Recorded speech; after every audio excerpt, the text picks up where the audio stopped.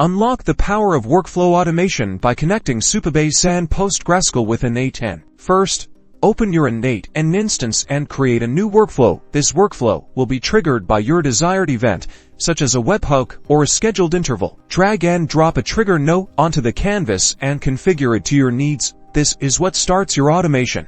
Next, add a Supabase node to connect to your Supabase project.